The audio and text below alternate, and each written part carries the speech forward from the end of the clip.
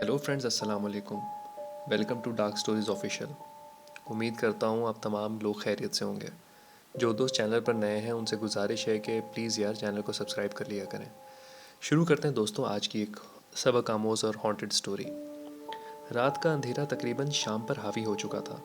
धुंध और सर्दी काफ़ी बढ़ चुकी थी। मैं गाड़ी हल्की रफ्तार से ऊंचे नीचे रास्तों से गुजार रहा था। मेरे पहलू में मेरी खूबसूरत बीवी बैठी दर्द से करा रही थी।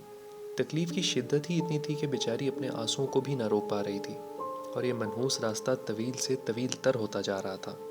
मैं चाह कर भी गाड़ी तेज़ नहीं चला सकता था। मेरी बीवी की प्रेगनेंसी के आखिरी अयाम चल रहे थे। कैसी बेबसी थी कि मैं चाह कर भी कुछ नहीं कर पा रहा था। हालांकि मैं वो शख्स हूँ जो किसी को ज़रा सी तकलीफ़ में भी देखकर तड़प उठता था। मेरी और सानिया की शादी मोहब्बत की शादी थी। हम दोनों के घर वाले हमारी शादी के सख्त खिलाफ थे, लेकिन हमारी ज़िद के आगे हथियार डालकर हमारी शादी कर दी गई। हमारा ख्याल था कि शादी के बाद हमारे घर वाले एक दूसरे को कबूल कर लेंगे और सब नॉर्मल हो जाएगा, लेकिन ये सिर्फ हमारी खुशफहमी थी। अम्मी का रवैया सानिया के साथ शुरू से ही बहुत रूखा था। बात बात पर उसको टोकती रहती थी। सानिया सुबह से शाम तक खेत के बैल की तरह काम काज करती रहती थी, लेकिन फिर भी उसको तरह तरह के ताने सुनने को मिलते थे। सानिया ये सब कुछ मेरी खातिर चुपचाप बर्दाश्त करती रहती थी और कभी अम्मी के रवैये की मुझसे शिकायत तक नहीं की थी। हालांकि मैं ये सब बर्ताव से बखूबी वाकिफ़ था, लेकिन वो मुझे भी कभी भी अपनी हिमायत के लिए कोई बात न करने देती थी। और ठीक ऐसा ही बर्ताव मेरे साथ सानिया के घर वालों का था।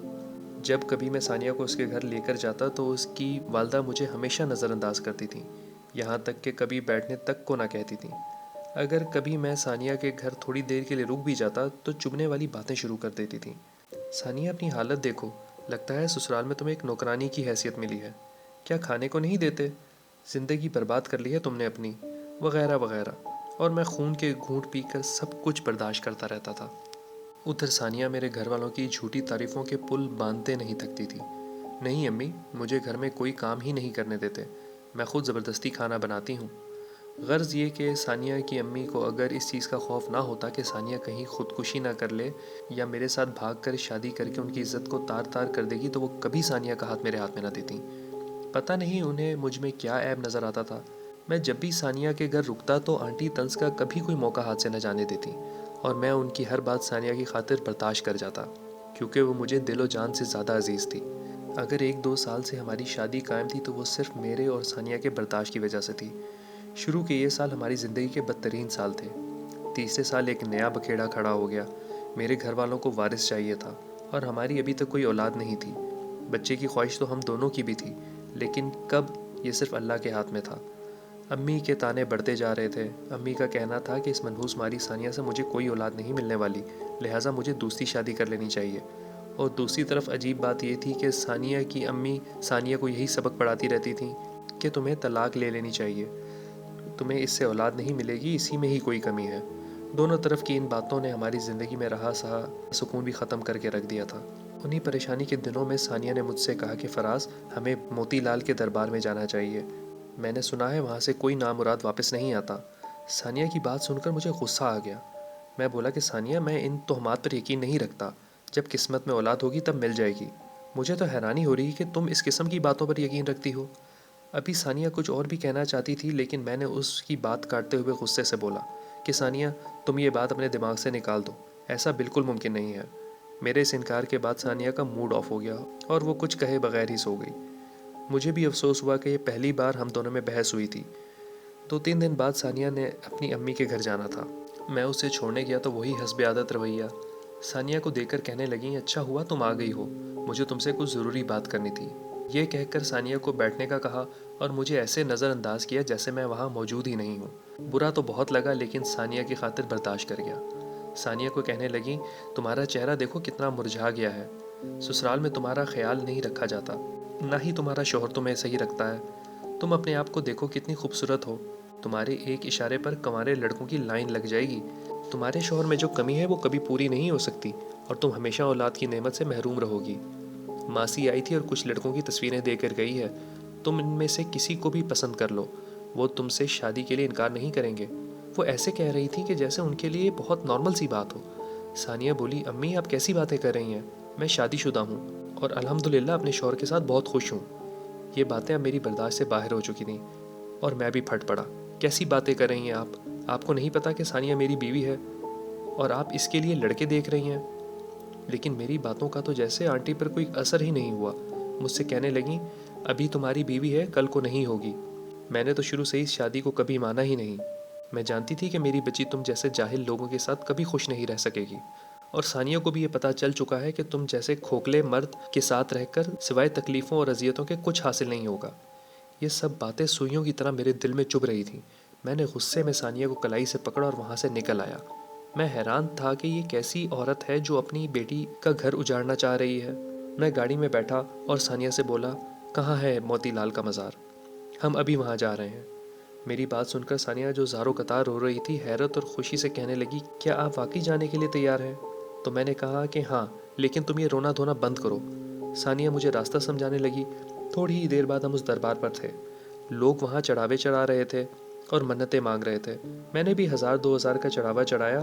ثانیہ نے منت مانگی اور دعائیں کرنے لگی اور ایک چٹکی مٹی دربار سے اٹھا کر کھا لی. پھر ہم دونوں گھر واپس آ گئے. گھر پہنچے تو ادھر امی الگ شروع ہو گئیں کہ ان کو گھر کی ذمہ داریوں کا کوئی احساس نہیں ہے, بس سیر سپاٹے کرتے رہو, میں بڑھاپے میں گھر کے کام کرتی رہوں. ایک بیٹا اللہ نے دیا اور وہ بھی جورو کا غلام. میں امی کو چپ کروانے میں لگا ہوا تھا تو ثانیہ گھر کے کام سمیٹنے میں مصروف ہو گئی. خیر اسی طرح وقت گزرتا رہا لیکن دوسرے ہی ماہ ثانیہ نے خوشخبری سنا دی. میں تو خوش تھا لیکن میرے گھر والوں کی خوشی کا کوئی ٹھکانہ نہ رہا. میری امی جو ثانیہ کو ہمیشہ برے القابات سے نوازتی تھیں اب اسے بستر سے ایک قدم بھی نیچے نہیں رکھنے دیتی تھیں. جسے کام چور کہا جاتا تھا اور جلی کٹی باتیں سنائی جاتی تھیں اس ثانیہ کو سر آنکھوں پہ بٹھایا جا رہا تھا. زندگی میں تو جیسے سکون ہی سکون ہو گیا تھا. شاید ہمارا صبر رنگ لا رہا تھا. وقت بے صبری سے گزر رہا تھا. یہ الگ بات ہے کہ اچھا وقت بہت جلدی گزر جاتا ہے لیکن برے وقت کا ایک ایک پل صدیوں سے بھی زیادہ لمبا لگتا ہے. مجھے اپنے بچے کو گود میں کھلانے کے لیے چند ہی دن رہ گئے تھے. ایک دن ثانیہ نے مجھ سے کہا کہ فراز میں ایک بار پھر موتی لال کے دربار میں جانا چاہتی ہوں اور ان کا شکریہ ادا کرنا چاہتی ہوں. میں نے کہا کہ ثانیہ ہم بچے کی پیدائش کے بعد چلے جائیں گے, ابھی تمہاری حالت ایسی نہیں ہے. نہیں فراز پلیز, میں ابھی جا کر ان کا شکریہ ادا کرنا چاہتی ہوں. انہی کی وجہ سے ہمارے یہاں بچے کی ولادت ہونے جا رہی ہے. دربار یہاں سے زیادہ دور تو نہیں ہے نا, ہماری زندگی میں سکون انہی کی بدولت ہے. پلیز میں ابھی جانا چاہتی ہوں. ثانیہ التجائیہ لہجے میں مجھے کہتی رہی اور میں اس کی ضد کے آگے بے بس ہو گیا. امی کو چیک اپ کا بتا کر ہم موتی لال کے دربار پہنچ گئے. عصر کا وقت تھا اور پہلے کی طرح وہاں لوگوں کا رش لگا ہوا تھا. ثانیہ نے دربار کی مٹی کھائی اور اپنے ہونے والے بچے کی صحت کی دعائیں کرنے لگی. وہاں سے فارغ ہو کر ہم نکلے تو آسمان میں سورج بادلوں میں چھپتا ہوا نظر آ رہا تھا. ہمارے دیکھتے ہی دیکھتے کالے سیاہ بادل چھا گئے اور شام سے پہلے ہی رات جیسا سما ہو گیا. ہر طرف اندھیرا. مجھے عجیب سا خوف محسوس ہو رہا تھا لیکن ثانیہ کو میں نے یہ احساس نہ ہونے دیا اور اسے باتوں میں مشغول رکھا. موتی لال کے دربار سے شہر کی طرف جانے کے لیے 2 راستے تھے. ایک راستہ ہائی وے کا تھا جو تھوڑا طویل تھا اور دوسرا راستہ جنگل کی حدود سے گزرتا تھا جس کا فاصلہ کافی کم تھا. اچانک ثانیہ نے مجھے تکلیف کی شکایت کی. اس کی حالت اچانک سے کافی نازک ہونے لگی اور میں اسی فکر میں جنگل کے راستے کی طرف نکل پڑا کہ جلدی شہر کی حدود میں داخل ہو جائیں گے. میں گاڑی آرام سے چلا رہا تھا کیونکہ ایک تو اندھیرا اوپر سے دھند, اور دل ہی دل میں یہی سوچ رہا تھا کہ شاید کہیں کوئی آبادی نظر آ جائے تو اندازہ ہو کہ شہر شروع ہو گیا ہے. ابھی ہماری گاڑی جنگل کی حدود کراس کر کے ایک وسیع قبرستان کی حدود میں داخل ہی ہوئی تھی کہ کچھ فاصلہ طے کر کے گاڑی نے اچانک جھٹکا لیا اور بند ہو گئی. کافی کوشش کی لیکن بے سود. میں پریشان گاڑی سے اترا. ابھی سوچ ہی رہا تھا کہ کیا کیا جائے. ہر طرف سوکھے پتوں کے انبار نظر آ رہے تھے. قبرستان کے اندر دور کہیں ہلکی زرد رنگ کی روشنی نظر آ رہی تھی. اتنے میں مجھے سامنے سے دھندلا سا عکس آتا ہوا دکھائی دیا. دھند میں جب وہ عکس قریب آیا تو وہ ایک عورت تھی. اس نے کالے رنگ کا کوئی چوغا سا پہنا ہوا تھا اور اس کے کھلے بال ہوا میں لہرا رہے تھے. وہ میرے پاس آ کر مجھ سے کہنے لگی کہ اپنی بیوی کو لے کر میرے پیچھے آؤ. اس کی آواز میں ایسا اثر تھا کہ میں سوچ اور عقل سے معاف ہو کر ثانیہ کو اٹھایا اور اس کے پیچھے چل پڑا. قبرستان کے اندر ہی ایک چھوٹی سی جھونپڑی تھی. وہ ثانیہ کو لے کر اندر چلی گئی اور مجھے باہر انتظار کرنے کا کہا. میں چپ چاپ قبرستان کے باہر آ گیا. قبرستان کی پرانی قبریں اور ٹوٹے ہوئے کتبے ماحول کو اور خوفناک بنا رہے تھے. تھوڑی دیر بعد وہ عورت آئی اور مجھے جھونپڑی میں لے گئی. ایک طرف ثانیہ مدہوش پڑی تھی اور دوسری طرف کالے کپڑے میں لپٹا ایک ننھا منا سا بچہ تھا. میں نے اپنے بچے کو اپنی آغوش میں بھر لیا اور خوب پیار کیا. وہ مجھے اپنی پیاری پیاری آنکھوں سے دیکھے جا رہا تھا. اتنے میں اس عورت نے کہا کہ تم تھک گئے ہو, تھوڑی دیر سو جاؤ. اور میں کسی معمول کی طرح اس کی آواز سنتے ہی ساتھ پڑی چارپائی پر لیٹا اور سو گیا. صبح جب آنکھ کھلی تو ثانیہ ابھی تک سو رہی تھی، حالانکہ آدھا دن چڑھ چکا تھا، لیکن اس عورت اور میرے بچے کا کوئی نام و نشان نہ تھا۔ میں نے جب ادھر ادھر دیکھا تو ایک کاغذ میرے سرانے رکھا ہوا تھا۔ میں نے فولڈ ہوئے کاغذ کو سیدھا کیا اور پڑھنے لگا۔ فراز، تم یقیناً سوچ رہے ہوگے کہ میں کون ہوں اور اس ویران جگہ پہ میرا کیا کام ہے۔ یہ سوالات رات کو بھی تمہارے دماغ میں تھے، لیکن میں نے اپنے علم کے اثر سے تمہارے دماغ کو معاف کر دیا تھا۔ میں نے تمہیں اور تمہاری بیوی کو موتی لال کے دربار پر دیکھا تھا، جب تمہاری بیوی وہاں اپنی گود ہری کرنے کے لیے منت مانگنے آئی تھی۔ اسی دربار میں بہت بڑا درخت ہے اور میرا بسیرا وہیں پر ہے۔ میں ایک جن زادی ہوں۔